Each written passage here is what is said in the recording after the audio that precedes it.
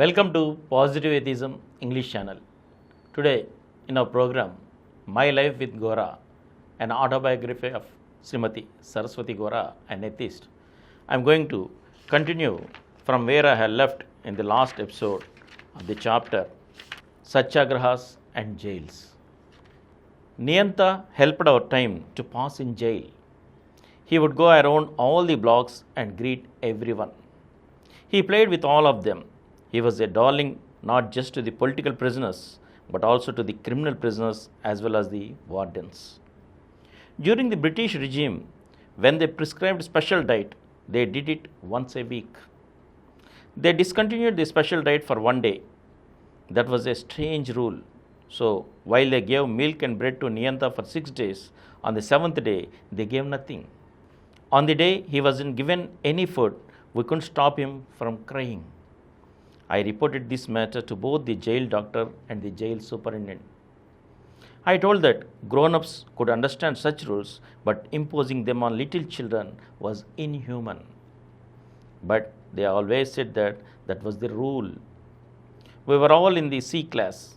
A Congress leader from Malabar called Kutti Amma was a detainee in the A class. Just a few days after we had gone in, she was released. All the days she was there, on the days when Niyanta was not given food, she gave her meal to him. But there was no scope for that after she had gone. Once in a while, when he was crying a lot, the jail doctor would send a little milk in a glass. Just 2 months after we had gone to jail, Venkat Subbamma had an easy delivery. In the jail, everyone looked after her and her newborn son very well. Nevertheless, jail is a jail. So we encouraged her to pay the fine. When her husband paid the fine, after the 16 Sundays and holidays, her 4 months in prison were reduced to 3.5 months and she was released.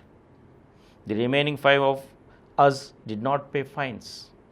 So after deducting 24 Sundays from the 6 months prison term, we were released on October 7 after staying there for 5 months and 7 days.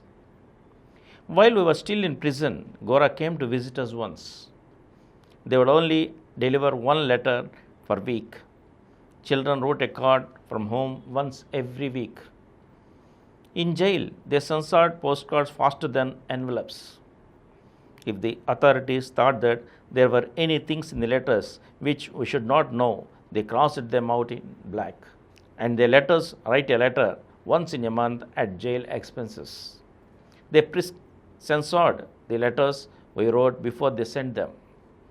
Jail life was an interesting experience. Before I went to jail, I wondered how I was going to be able to leave my children at home. No matter how much Gora promised that he would look after them, his staying at home all the time would not have been possible.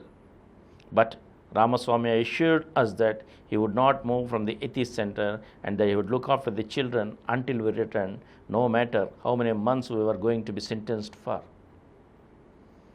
I took my eldest daughter Manorama and the youngest son Niyanta with me. Lavanam was then 13, Maitri 11, Vijaya 9, Vijayam 7 and Samaram 5-year-old. When I went to jail, I left Mudunuru without saying goodbye to Samaram while he was still asleep. When I thought about it later, I felt that I was mistaken in leaving him like that. After I left, Samaram apparently went around the fields for 2 days and cried, "Amma, Amma." Although he was little, I must have talked to him.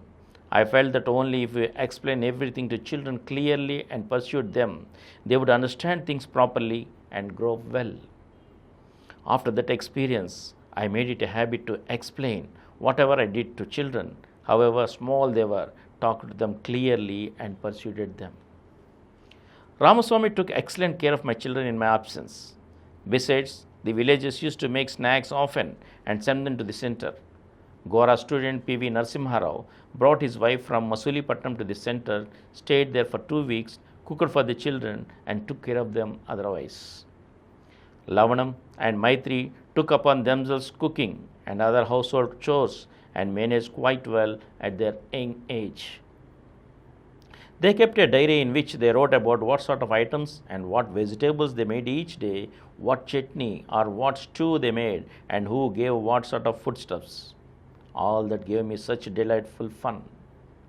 From Ramaswamy, every worker should learn to carry out the responsibilities that one had undertaken and carry them out regardless of the hardship one faced. Just as he had promised, he never neglected the children and never went out even on a single day. Mahatma Gandhi was released from prison while he was still in jail. Lord Wavell took office and started preparing the ground for negotiations with the Congress leaders. With that, the atmosphere of Satyagraha calmed down. Gora came to Ravi when we were released. He met us at the prison gate, took us to his friend's home where we ate a meal. Then we set off to Vijayawada. We dropped off Sitaramamma and Rajeshwari in Vijayawada. Samrajam, Manorama, Niyanta and I returned with Gora to Mudunuru. Since I was 9 months pregnant, they immediately arranged for me to go to Kakinada for delivery. Although I was healthy in jail, they didn't feed me quite the nutritious food that a pregnant woman needs, so I felt weak. In those times, the jailers only treated the prisoners with an attitude of creating more hardships for them than taking care of their needs with a humanitarian outlook. So everyone was worried as to what kind of delivery I would have. And from here, I shall continue in the next episode again. Thank you. For more videos, please subscribe to our Positive Atheism English channel presented by Samaram channel, which has 21 crore views. Please like, subscribe and share our videos, and for notification of our new videos, please click the bell icon.